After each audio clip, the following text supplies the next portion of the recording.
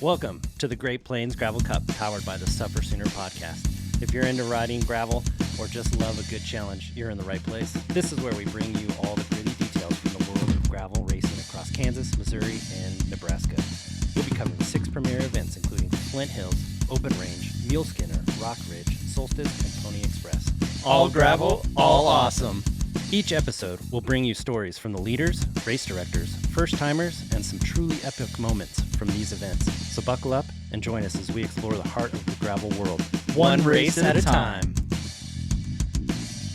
All right, guys, welcome to the Great Plains Gravel Cup series powered by SufferSooner. We are recapping Open Range for the first time in a long time. It was a rainy day.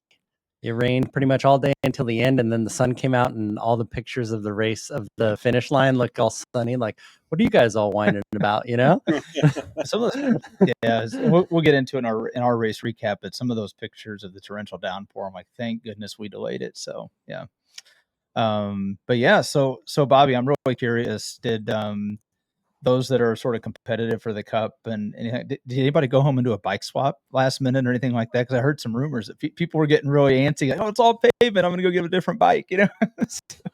Any crazy stories that you heard?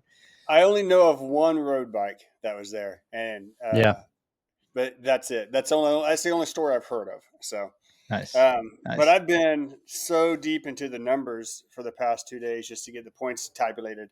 I'm actually looking forward to I think some interviews you have coming up to hear more of the stories. So right, yeah, I've heard stories from the Emporia crew, who is in the mix for some of our podiums and stuff. So I've heard some of their stories, but no, I didn't hear about too many bike swaps. Just the one for sure.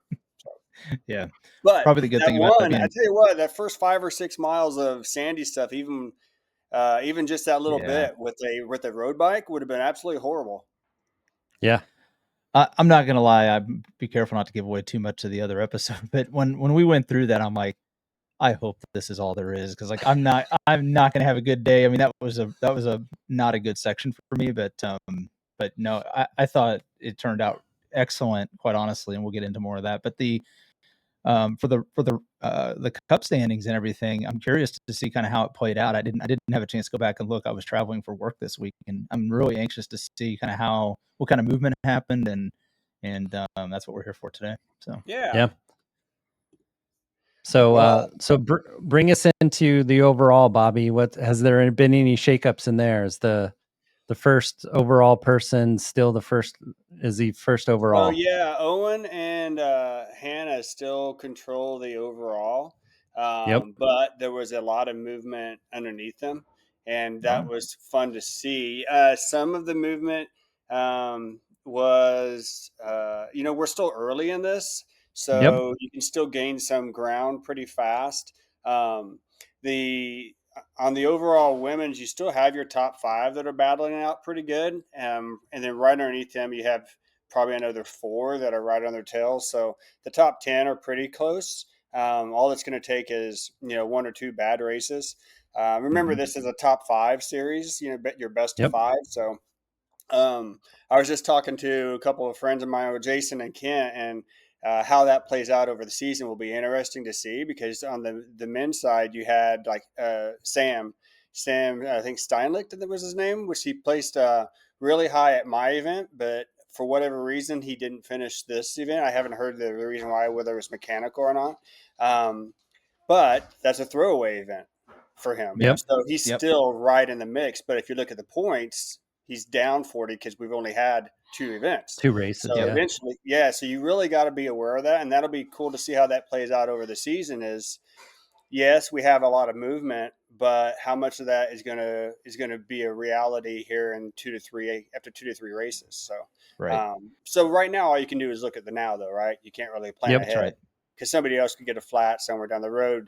Rock Ridge is it's Wabaunsee County gravel. It's the nasty 2 to 3 inch stuff, and that's going to be really, really technical. So you just got to be careful of that.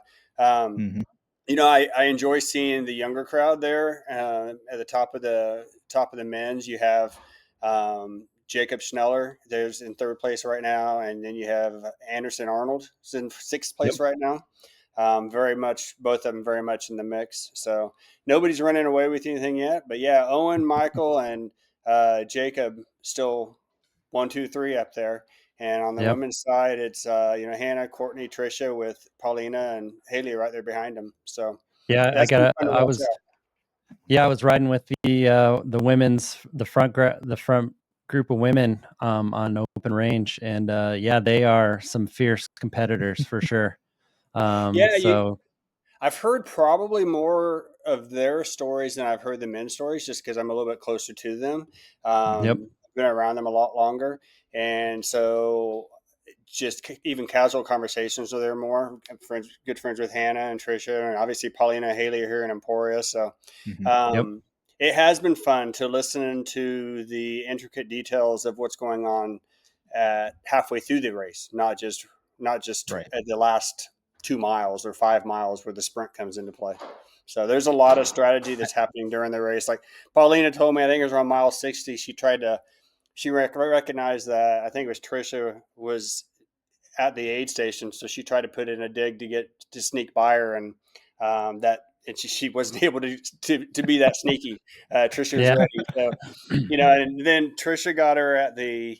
Trisha told me she got Paulina at the sprint at the finish, but if you remember right, Hannah got Trisha at my event at the sprint. So then I asked Trisha about it, and she said, "Yeah, I practiced that so that if it ever came up again, I'd be ready." And I guarantee you that the next time it happens with Paulina, she'll be ready. So it's been fun watching that dynamic come into play. Yeah, for sure. It's also going to be fun because I think Travis, we talked a little bit about the pack you were in, the dynamics, the strategy of a long attack so early in the race where there was so much of it left to go. Yeah, Hannah threw down an attack at like 60 miles out. Yeah. So she threw down a big attack, and then it was me and Courtney taking turns trying to pull those three back. And basically, yeah. And I think it's going to be interesting because as this series unfolds and the standings start to sort out a little bit, you may have to think twice about that attack just to preserve position and things like that. I would never second guess anybody that's at the top of the leaderboard. So, don't take it as that. It's more just, I think right now is the time to take those gambles because to your point, you're going to get the best of 5. Yep. So you can take a shot right now. And I think that's what makes this so dynamic right now. It's so much fun to watch and hearing the female side of the stories is amazing because the competition is so fierce. And, the guys side, I haven't heard as much about, so I know we'll be interviewing some of those riders. I'm pretty excited for that. Yeah, it'll be good. We got in touch with with one of the riders from the front group, and he's gracious with this time, and he's going to come on and tell us all the things that happened in that front group because we weren't there. I tried as hard as I could to get with them, but they just dropped me on the first gravel section. So it's going to have to be from somebody else, not from me. Well, the unfortunate thing for me at open range, it was good, but it was bad as far as stories was immediately when I finished, I had to hop in the truck and race back to Emporia for my daughter's senior prom. So I wasn't there during the finish of the men's 200 to talk and hear all those stories. So I'm really looking forward to Muleskinner, our next event, which the atmosphere of that afterwards is very chill, relaxed, hang out in Jason's backyard kind of thing. Grab a lawn chair and tell stories. That's what it's that's for. Awesome. And I think that's going to be a lot of fun to sit there and talk with everybody. And the longest distance is 65, which we're all probably doing the 65. Right. So we'll all be done fairly close to each other where we can have those catch-up conversations too. Yeah. So I'll have a lot. What I'm trying to say is I'll have a lot more of the stories after Muleskinner about these two races. Yeah, and it's a good breakup of the series. You have you had your 80-ish mile route, and then we had the 120 mile, almost 30 mile route of open range, and then now we have a 65 mile route to finish off the first half of this series. And it's just gonna, some people are better at long distance, some people are better at short, some people are better at the mid range. So it'll be it'll be interesting. It'll be nice. I think it's a good mix of races to just kind of, have people, target their strengths and, see if they can cause a shakeup before we break before, in the middle of the series now. Yeah, and who knew we'd have 120-mile road race in the series? That's right. I mean, we'll have had all different types of terrain. So yeah. Well, what I do know is that is the fastest I will probably ever do open range. Yeah, that was the fastest. Yeah, definitely for sure. It was fast. So I got your times here: 6:38 and 6:56. Yeah. You two rocked it. It's so much fun, and it certainly turned into a road race, but the safety was the number one thing, and I think everybody did it right. So it's good stuff. So we don't get to talk too much about the subcategories, but that's been fun to watch those come into play also. But I'd say, we do run into lack of quantity with some of them, like single speed and stuff. But the Masters they're both been a lot of fun, and I think they're going to be competitive all season long. And the U23 men is super competitive right now. And we had our first of the two races, our first U23 woman finished last week. So I'm excited to see that. And that'll improve. Again, I was thinking about this, and the more I analyzed the data and stuff, I mean, it makes sense. My race, Flint Hills Gravel, I love my 120-mile adventure category with the cue cards and all that kind of thing. But that's a big stretch for a lot of riders to go through that. So you either do the 85-mile race or you do the 120-mile cue card event. So I think a lot as we go into these other series where you have Mule Skinner that's a 65, you had Eric's that was it was 71, but 65 again. You're going to see that category increase as well. Yeah, I think that's kind of nice. The series that these series that have two categories too, so you can have the subcategory too if you're not necessarily up for the adventure of the Flint Hills that early in the season, or you're just not that. It's hard to ask a U23 rider to ride 130 miles. When most of them are just like, I've never cracked 100 before. I say that, and it's so funny talking to the other director because they think that also. And then you talk to Kent and Jason, the Move Up squad, and the youth on their squad are not like the youth everywhere else. No, we had a 9-year-old knock out my 85. We had Conrad, 10 years old, knocked out the 85, and they are a fierce squad of riders. Yep, sure.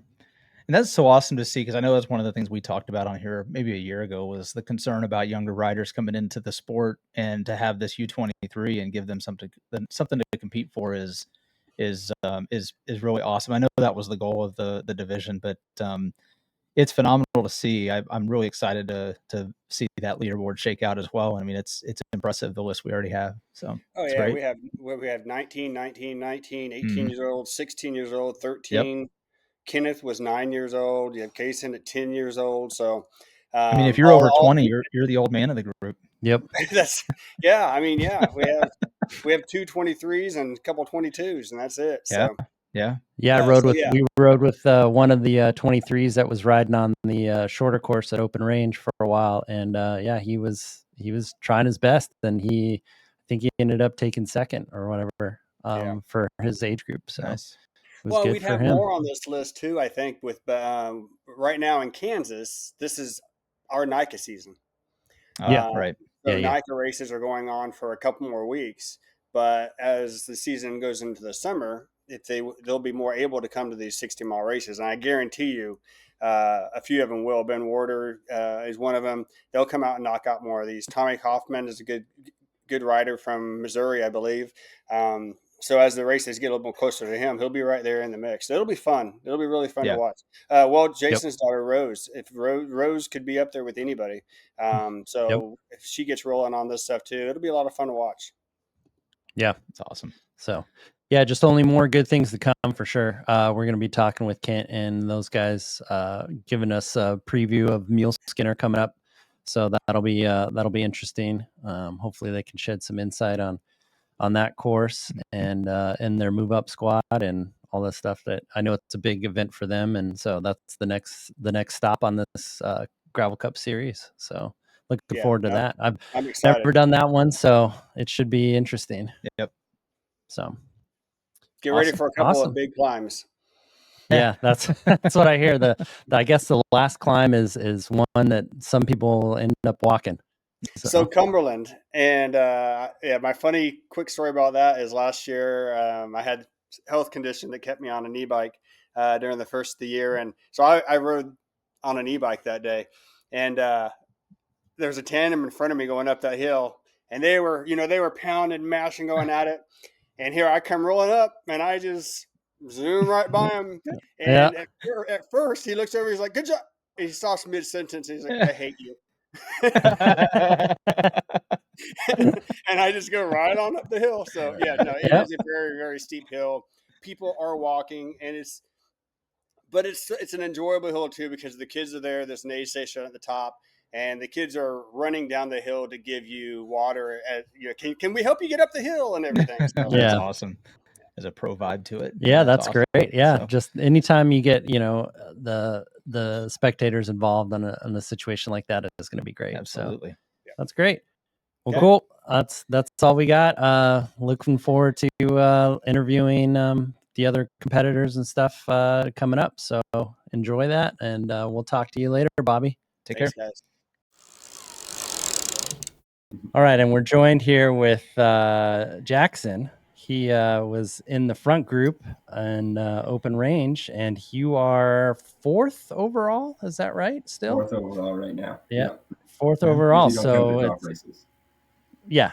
So I mean, it's hard to drop one of the 2 races, right? Like, it's like we haven't had enough races. Like we were talking to Bobby yesterday, and I think when we get after Mule Skinner, it's going to be really interesting to see, because we'll have like a medium distance, a long distance, and a shorter distance, and kind of see if any of the like race dynamics have kind of changed up, and then what it kind of who do you think is going to drop something, or what happens if everybody has like a stellar back half of the next 3 races. So but yeah, so you were at open range and you enjoyed the super rainy weather we had.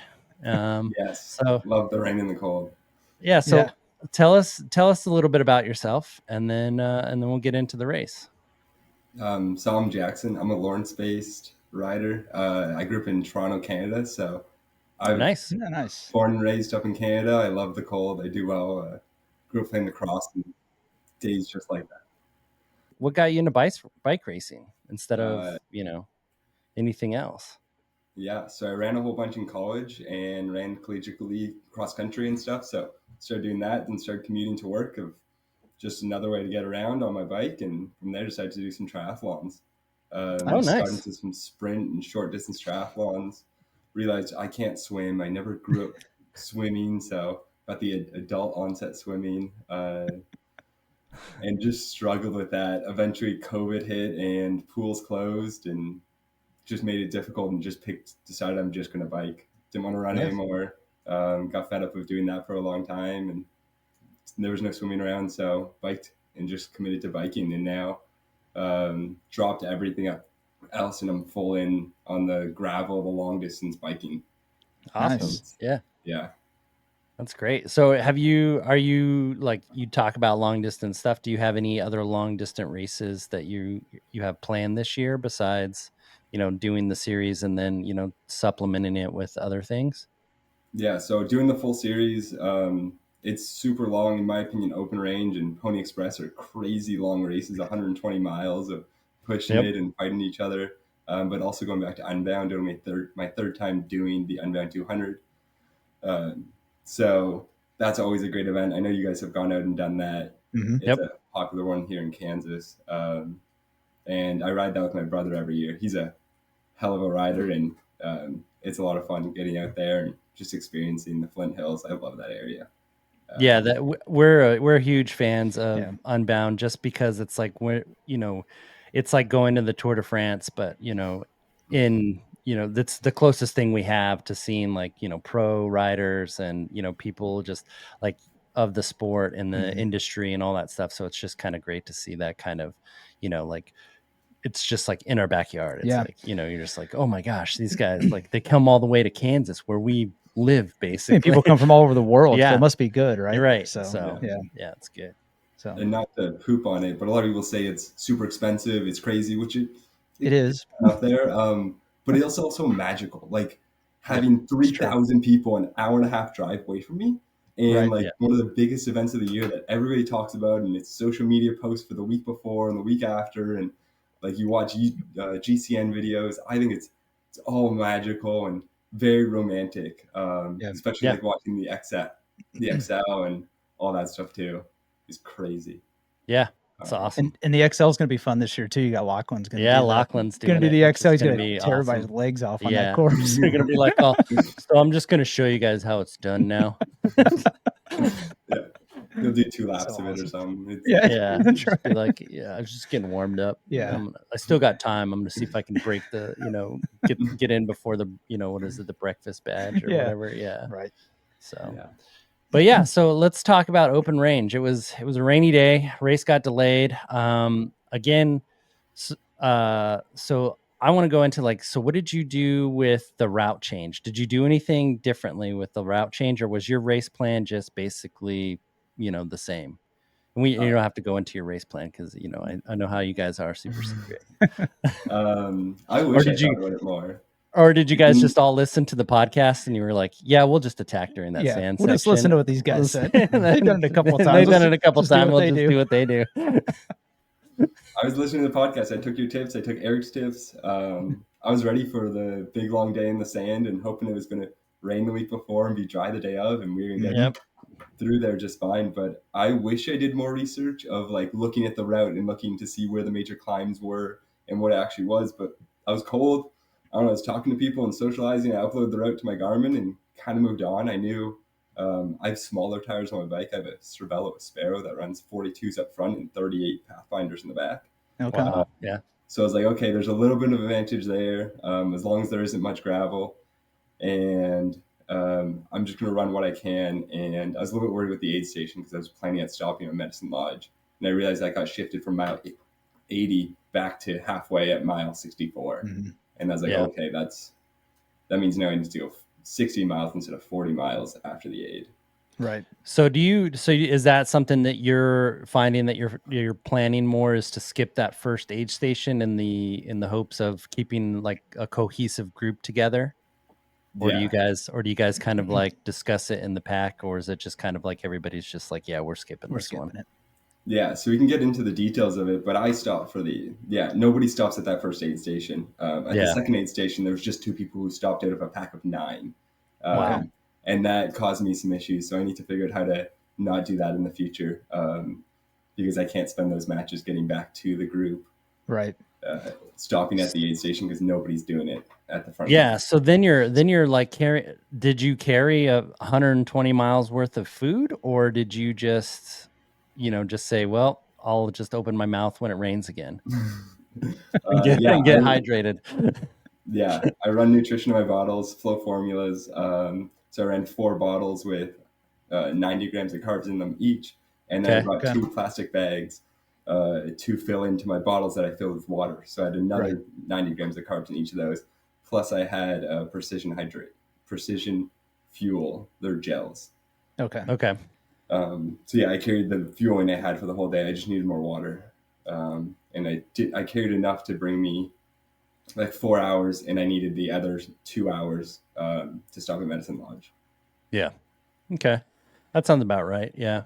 I mean, so like that would, and then you're saying that the leaders and the people in your group, only you, like 2 of you guys stopped at that Medicine Lodge and the rest of them just kept going. Like, were they just carrying extra water? Or? Yeah. Cause I'm trying to figure out, like, you got to have, I mean, at some point you got to have hydration. I mean, I get the fuel side, you can carry gels, you can carry, whatever you need, but at some point you got to have more water. Now, I don't care if it's raining or not. So, what was the winning time was like 5 and change? Is that right? 5:37, I think. 5:37. Yep, 5:37. So I mean, even on a cool day, if you said you're going to go, a bottle an hour, maybe a little under a bottle an hour, I mean, you're still running out of water. Well, it somewhere, depends right? on the size, right? Like, so Sure. like a guy like me, I sweat about 1.5 liters.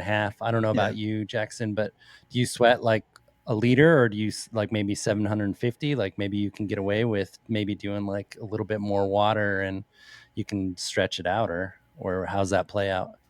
So I haven't actually done sweat race testing. That's something I need to do in the future.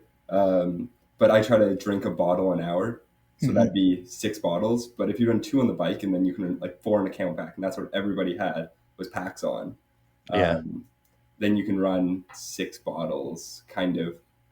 Right. Is that 3 liters in the pack or 2.5 in the pack? So let's kind of get into the race, because I want to get into some of the specifics, like how the front group, so you mentioned about Medicine Lodge. Let's start at the very beginning.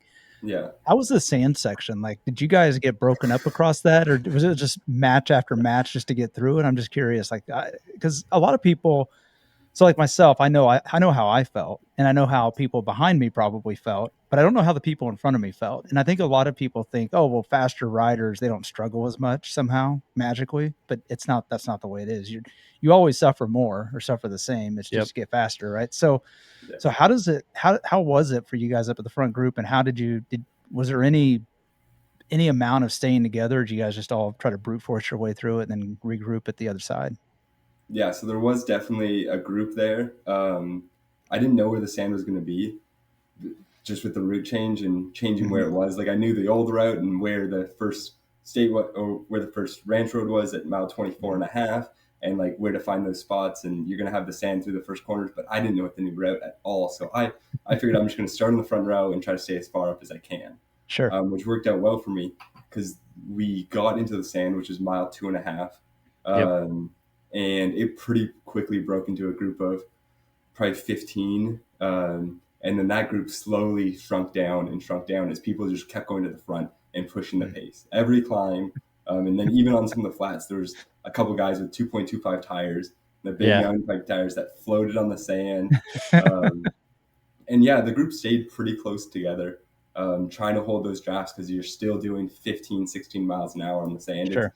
It's slower, it's wet, it's sloppy.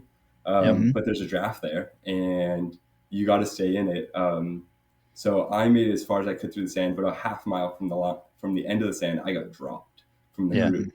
And there's a couple good photos actually of like, you can see me just behind them. And I think I came out of it looking at the flybys 10 seconds back, which was a little too far. But yeah, finding those lines and trying to hold the person in front of you, but then not always trusting that they're in a good section. Sometimes get sloppy, so you're out of the draft, coming back in as it's all spraying up in your face and you can't see anything. I think that's what I struggled with the most. And my glasses got covered from the spray from the person in front of me. It's just, you can't see 6 inches in front of your face and what you're doing. Right. Yeah. So I know for that sandy section, I was doing basically a little bit above my FTP for that section, just to watch you guys go away. Yeah. Same. So Same.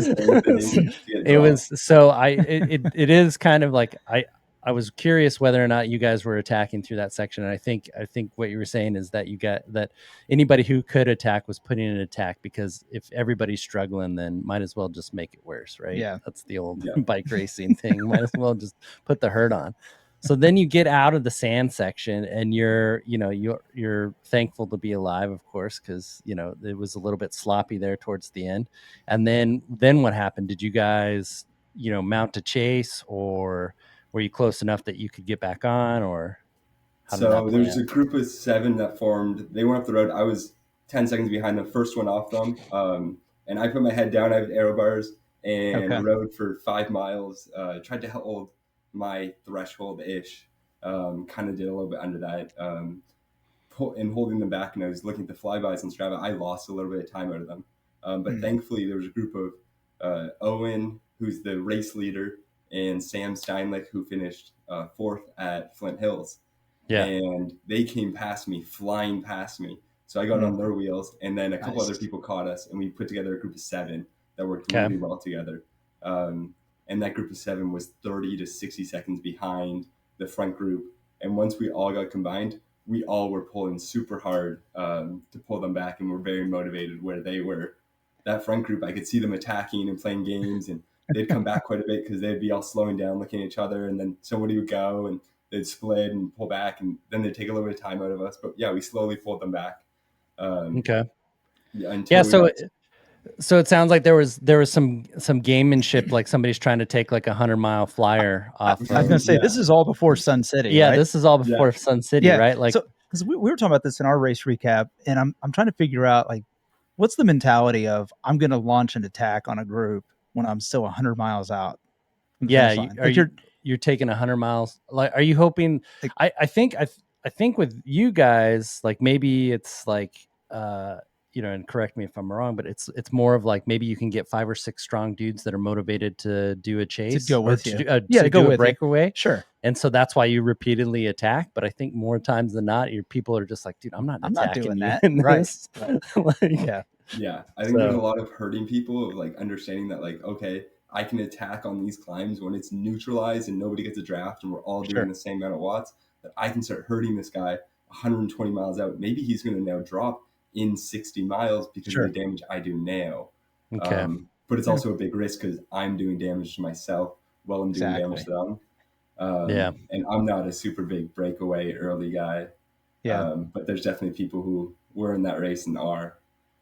So for folks that don't typically race, like when you think about the attack so early on in a race like this, do you ever have doubt yourself like, crap, I might be burning too much too early? Or do you just not even think about it? You just go. You just go off instinct. You just hope. Or you just hold on and hope that you can just keep holding on. Is it more calculated or more just like, I hope, fingers crossed? It's definitely trying to get in that front group of I am killing myself. We are 15 miles into this and I'm cracking, rolling with this group, or trying to get back on like solo. And I don't know how I'm going to survive the next 100 miles. But I just need to get to them and I'll figure that out later.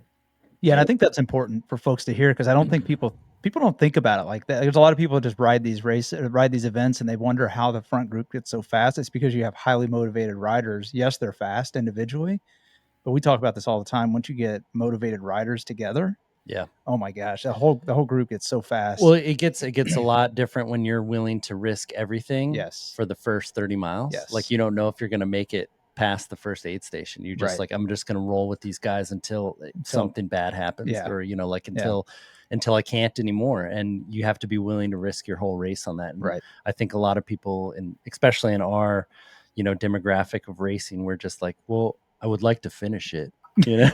Well, and I think that's the thing. Like so many people, they don't. They think more about finishing it than just go with the flow of the race. So Jackson, so what did it look like as you were getting into Sun City? Because you mentioned that like the front groups playing games with each other. Were you guys like how close were you getting to them? How did it look as you shaped into Sun City? So Sun City is like this set of descents on the road that we took all the way to get there. So that whole time we were pulling very hard with people on the air bars, just full gas pulling. We pulled time back to them, but we were still like, we'd see them at every turn. We could see them on the hills, but we weren't there. We were 30 seconds or so back, and getting through Sun City, out of Sun City is a huge climb. That is the second gravel section of the day, or the only second gravel section of the day. And that's where we went from a group of 7 in the chase group to Owen seeing how close they were, about 20 seconds ahead. And he knew he's in the leader's jersey. His whole season depends on being in that front group. If he gets 8th, like this is a drop race for him. He may quit now or get to that front group. There's no in between of, that's right. Okay, like I'll just, finish 10th for him. And it's okay. So he put a huge dig up that Sun City climb. Did anybody go? And did anybody go with him? Yeah, and then I was the last straggler to keep with him. And they went full beans. We ended up going, I looked at Strava later, and we went faster than the lead group up that climb, and we pulled a little bit of time out of them. And we came out of that top with the 4 most motivated people in that group of 7. And through that straight down and back of Sun City, we were just full gas up those climbs and down the hills, pedaling as hard as you can in the biggest gear you have, trying to get back to that lead group, pulling until we got to the end of the Sun City straightaway. And at that turnaround, I knew that we were going to have to go and grab something. We're going to have to stop, grab something, and come back. So that, okay, if I can come through, grab something, and go, I'm going to go faster than the lead group, and I'm going to pull time out of them. Right. Yeah. Just because they have to take longer to do it. So I sprinted into there, and I made sure it's the first one in, sprinted out, and I took 10, 15 seconds out of that gap. That was 20 seconds at the time. And we caught back up with 3 of the 4 guys that were there. The last one, Sam, I feel really bad for the guy. They have a video. He grabbed it. He put it in his pocket, was trying to put it in his pocket, and then put it in his pocket, and then got going. And he's 3 seconds off our group, and he never made the group. He was 4 minutes back at Medicine Lodge, and he didn't finish the race because it was very, very hard day on him on his own.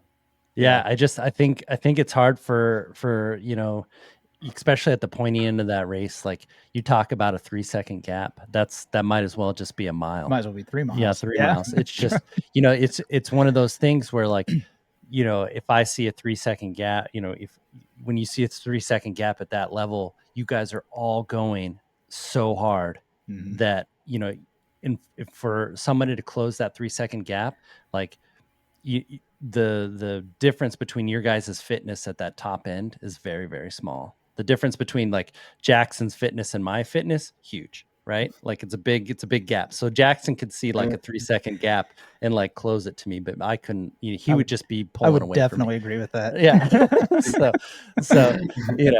But yeah, it's just like when people are like, "Oh, he could have just pedaled harder." It's like, no, they're all pedaling hard, and I think that's what some people just don't understand at the pointy end. Like, it's just the gap between fitness is so small. Well, I think you said a key thing there too. Again, I just try to tie this back for so many folks that don't pay attention to the front of the race.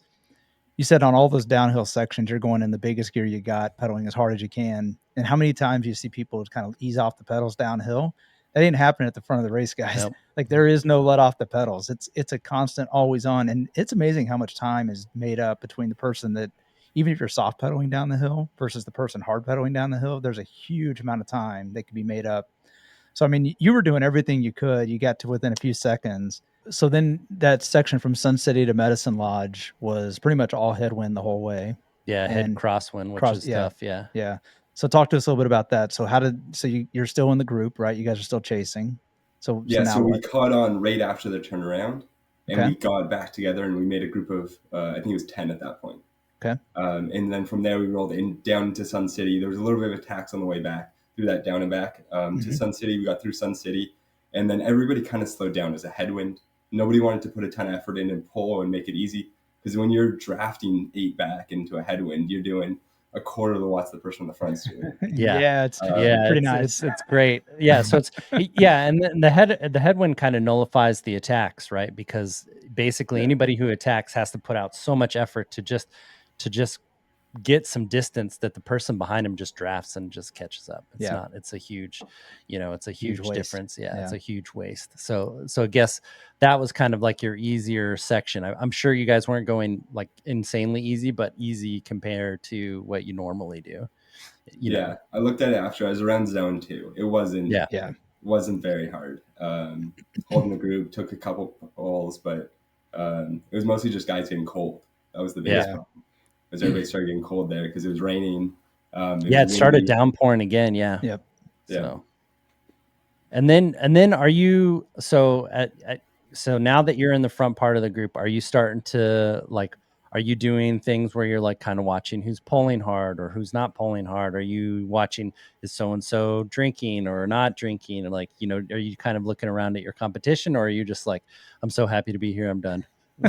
Yeah, I'm trying to talk to people and see like who can hold the conversation right now, who's freezing and can't hold the conversation, who's just head down, hurting, shaking, and who's had like the pain face on, and who's smiling, who's energetic, getting up out of the saddle in the climbs and going to the front, like, and what do those faces look like of, okay, these guys are looking strong, these guys aren't looking so strong with this day, or they're suffering because of the rain and cold. And that was a lot of it. It wasn't people were really suffering because of the distance and time yet, but just because of the cold. And it was like, okay, those people are not going to be doing as well. Right. Because this day's not getting any warmer, not getting any drier. No, it's not till the very, very end. Right. Yeah. So then you guys are working well together. You're moving into Medicine Lodge, and So then this is where you pull off and you have to do like a little pit stop, right? And then you and one other person, right? So then what happens? Do you guys go, oh crap, they're skipping the other aid station too? Like, what are these camels? Like, what's going on? So I kind of predicted that people would be stopping. I did do a check of like who has camel packs on, who doesn't. And I noticed that it was just me and Jacob Schneller, one other guy, didn't have camel packs on. So I figured everybody else is going to roll through. So I'm going to try to be as quick as possible. But we went so easy in the Medicine Lodge. I figured they're going to go easy out. Like, we'll see when the wind turns, and then they'll start picking up the speed. They definitely noticed coming out of Medicine Lodge that Jacob and I stopped. And they went extra hard. They turned it up. Sure they did. Yeah, they're like, we can drop these two. Yeah. Which definitely hurt us getting back. It was a hard effort for a good little bit of me and Jacob just pulling together around each other to get back onto the group, but we did, and we made that happen with the extra water and the extra bottles. We did have someone flat, so it turned into a group of 9 from there. Sadly, they flatted and they're out. That's a part of the game now. So real quick though, on Medicine Lodge, what did you come out of Medicine Lodge with hydration wise? Did you come out with a full 3-liter pack on the back and 2 bottles, or what? Because we know the course change. This stop was now at 60 miles versus basically 80 miles. Halfway. Yeah, so you're basically you got another 64 miles to go before you're done. So what was your hydration situation coming out of Medicine Lodge? So my hydration setup was actually, I was running a half frame bag with 2 bottles in it, and then I was running 2 bottles on the bike. So I had nothing on my back, nothing on my shoulders. So my intention was to go into Medicine Lodge and drink all 4 bottles, and then fill the 2 bottles on the frame that I have. They're liter bottles, so they're extra big bottles too. Instead of 750. Or 36 ounces for the Americans here. Freedom units. So I went in and just filled my 2 36-ounce liter bottles. And while we were on the road, I put my mix into it. So I was able to just pull the lid off, put it in the thing, put it into my bottle cage, and then fill it up as we were riding. So both of those had 120 grams of carbs in them because they were extra big. And then so I came out of there with 2 bottles in the frame bag and then 2 bottles on the bike. Nice. So 4 bottles on me. And they're all full of carbs. So then you have the it's roughly an 8-mile stretch to get to the first right turn, the rolling hills, and then you have a pretty steep climb coming out after you make that right hander, and then it's all headwind until you get back. So is that where you guys caught them, or did you guys catch them a little bit sooner, or was it after that? We caught them on the straightaway heading north. So you had Medicine Lodge, that straightaway heading north. I believe we caught them there. It kind of gets fuzzy when you go that deep. Exactly where those details are. And I wasn't looking at the corners. I'm just looking at the group in front of me, trying to catch back on those wheels because it's so important. But yeah, it should have been all crosswind when we caught them. So you got back into the group on that right-hand turn, and then how to go from there? Yeah, so then they realized we all caught back up. They slowed down. So together we all slowed down through that headwind. Nobody wants to pull through the headwind. It's so much more work to be pulling in the headwind. Everybody's back together. There's no motivation to work super hard until we turned and started heading north. And that's where the race really started kicking off. We were kind of all riding slow and just in a group rolling, and then one guy rolled off the front. And it happened a couple of times of the day where people just get little gaps, and the whole thing just comes back pretty quickly together, especially in the headwind. As you guys were discussing earlier, it's so much easier pulling back in the headwind. But now we're crosswind. So one guy rolls off the front, another guy just jumps up to catch him, and they're 3 seconds, maybe 5 seconds ahead. Very, very close. And then out of nowhere, I see my teammate from behind, which I have one teammate in the group. I guess I forgot to mention that, Michael Allison, and I ride for the Move Up Club. So he goes, and from the back of the group, full sprint past us. Man, full on attack. The person who's leading the series hops on his wheel, and the 2 of them get up there. And as soon as they get up there, they're yelling at the 2 guys there to start rolling. And they start doing a rolling pace line. So as soon as you get to the front, you just pull over, and the next person comes up in front of you, and you spend theoretically no time on the front, and you just keep pulling as hard as you can. As hard as you can. So the group of 4 of them made that work, and they started pulling away. The group behind then, we had 4 guys behind. One of them couldn't hold the pace that we all sped up with. And I pulled the team card of my teammates up the road. I'm not pulling my teammate back. Sure. With you guys on my wheel. I can't attack.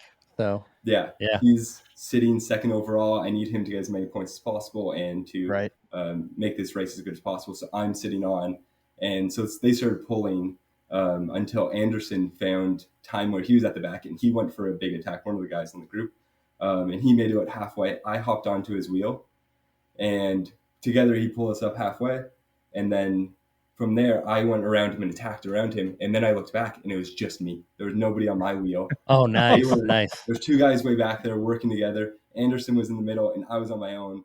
So I went in my aero bars as hard as I could go, and was able to make that bridge back up to the lead group. Nice. So what were the bridge? For sure. What were the exact words going through your head when you see your teammate sprint around you before you realized it was your teammate? It was very much, oh no, this is about to get hard. That's usually what happens when I see my teammate roll too. It's just like, oh man, dang it. This is gonna hurt. This is gonna hurt a lot now. So yeah. I think of that R2D2 scream. Everyone. Yeah. Yeah. That's exactly right. That's exactly right. It's too good. So then you're back up there with your teammate, and so then now it's a group of 4, right? Or 5. Yeah, group of 5. Road 2 bridge to them, and then I made the solo bridge to them. That was like my final match to make that solo group. But we were rolling, and I wanted to keep rolling because I knew like this is moving me up in the standings. I finished 8th in Flint Hills. If I'm finishing 5th here at the worst, I'm moving up in progression. That's right. Guys behind me are not coming up, and we don't play any games up here. I want to make sure nobody's attacking.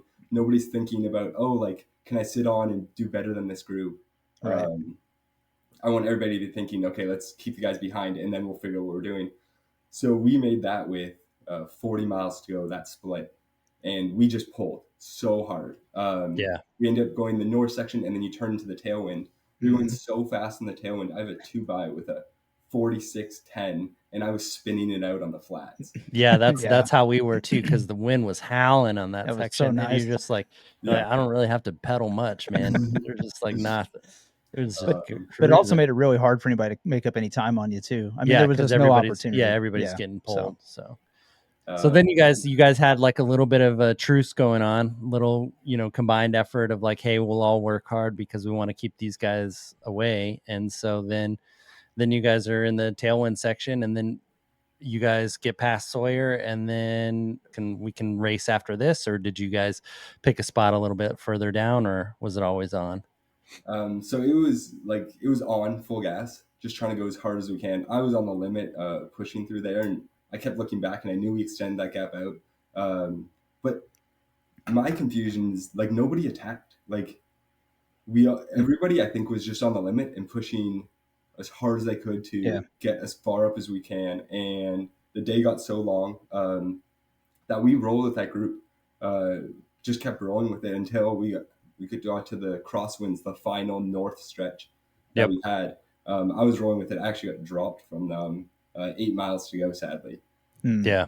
So I got dropped, but they weren't real big accelerations. It was most of the crosswinds, just trying to come back around people. And that crosswind was so much work because they just kept going so hard. The tempo is so fast. Like it doesn't really take much of an attack, does it? It's just the tempo is so hard. It's just like and then with crosswind too, like if you let a little bit of a gap go, the wind helps push you apart. So then you're like you have to push even harder to get back in there. You're already at the limit. And you're already at the limit. It's like how harder can I go? It's like I've been there for sure. But it's so then you get dropped, and then now your motivation's just like, okay, don't let the guys behind me catch me. Right. And so I'm scared. That's what just looking over my shoulder every 3 seconds, riding scared as I can be of trying to hold steady power. Did you see them, or were they still in the back, or they were just once they got dropped, they were just kind of like day done, we're done? They kept pushing. We just really? were able to pull out a big enough gap that I think by the end of it, I had a 4-minute gap on the person behind me, and the group in front of me had a 4-minute gap on me.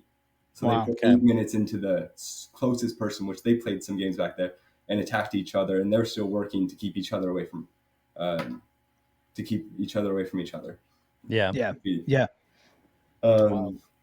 So yeah, and then the lead group, talking to them, they kept just rolling. They just kept rolling that pace line all the way to the line. And they just said, meters to go. And we'll just sprint it out. Yeah. And then sprint it out, huh? They sprinted it out for a 4-up sprint. Wow. Which I thought stuff was going to go. I also thoroughly thought we were going to go back through the sand section. I thought we went out and came back in the I was worried about that too. And I was waiting for it. Yeah, thinking that you're going to go back on the gravel section too. Like, I mean, there was a moment there that we were all, the group that I was in was like, oh God, no way, man. Seriously. They're like, you think it's dried out by now? And I'm like, no, it's been raining all day. And then, so then I was like, well, so then I said, I was like, look, like ease up a little bit so I can look at the map and like, don't attack me. Like I'm going to stare at the map. So like, don't just like drop me, goobers. And so like they eased up.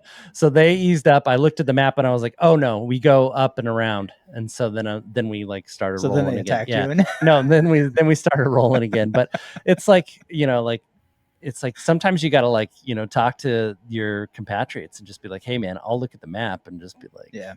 But I don't know if that's how it works in your guys' groups. You guys are probably like all every man for yourself. It didn't sound like there was a lot of talking going on there, except in the headwind section. So yeah, just a little bit of chatting in the headwind. I don't trust anybody when I ask them for information out there too. So you pretty much go off left to the next one. Just go left, and we'll be. Yeah, that's right. You pretty much go off the opposite of whatever they say is probably the real truth. So, that's probably fair. There are some great guys up in that front group, but wind spraying, you don't trust anything. No, not at all. Yeah, I think you can trust people in the second group, but not in the first. Not in the first group. No. So that's one thing. Thieves among thieves up there. Yeah. I mean, you don't win bike races by like, you know, you have to be cutthroat because it's bike racing. You don't get to win many. It's okay. So, we all expect it. Yep. So it's all what happens. So thank you for coming on, and we'll be watching closely to hopefully, you know, with Mule Skinner, since it's you guys' home race, you'll have some home field advantage and just continue to climb up. I bet you'll know that course really well, and you'll have all the points figured out for that one. Yeah, he's probably out there like reconning every line. It's like, all right, make this right turn, go to this right side, tell everybody the left is the best. The plans to recon it this Sunday. I rode it last year. I've been out there a couple of times. So that's awesome. That's great. I'm super excited for Mule Skinner. It's going to be good. And I should have some teammates out there to help me keep working.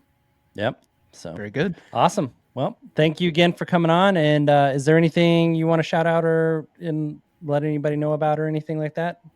No, just thank you guys for having me on. I'm excited to see you guys at Mule Skinner, and I hope this series keeps going well for you guys. You guys are killing it. 19th and 20th, or something like that. Something like that. I don't know. Something like that for now. For now, don't worry. We're riding a high right now, 2-race high, and then after that it'll fade. But thanks, man. We'll talk to you later, and have a great day. Yep. Have a good day, guys. Thank you for listening to this episode. Please, if you like what we are doing here, leave a like, rate us, comment, subscribe, and share with your friends. It really helps us grow and finds us more SufferSooner squad mates. And remember, when the finish line feels impossibly far away, we don't give up, we push harder, we dig deeper, and we find solace in the knowledge that our suffering is temporary and our resilience is forever.